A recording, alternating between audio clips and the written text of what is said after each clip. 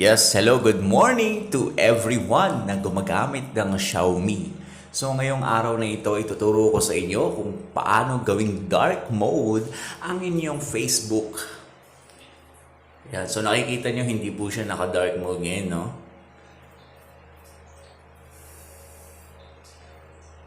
Ayan, so ang gagawin lang natin mga ka-Xiaomi is pupunta tayo ng settings. Ayan. Hanapin nyo lang yung developer option. Ayan. Ngayon, kung wala pa yung developer options, click nyo lang sa MIUI 12 ng 3 beses at lalabas yung you are now already a developer user. Ayan. So, hanapin nyo lang yung override dark force ba yun? Mode. Ayan. Teka lang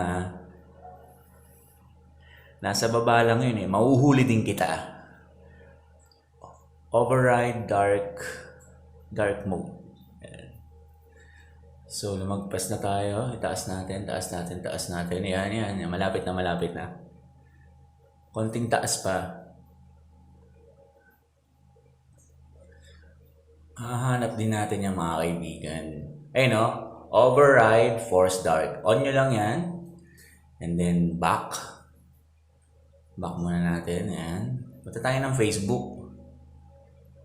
Ayan. So nakikita nyo. Ayan na. Dark mode na siya mga kaibigan. Ngayon. Ayan. I-cancel nyo muna lahat. Pati Facebook. Balik kayo ng Facebook. So as you can see, ang dark mode na po siya lahat, no? Yan, nasa sa inyo naman yan mga kaibigan kung gusto niyo ng dark mode or kung gusto niyo pa rin ng light mode. Ayan, so ako po muli, ang inyong lingkod, DJ CJ. Maraming salamat sa panonood mga kaibigan.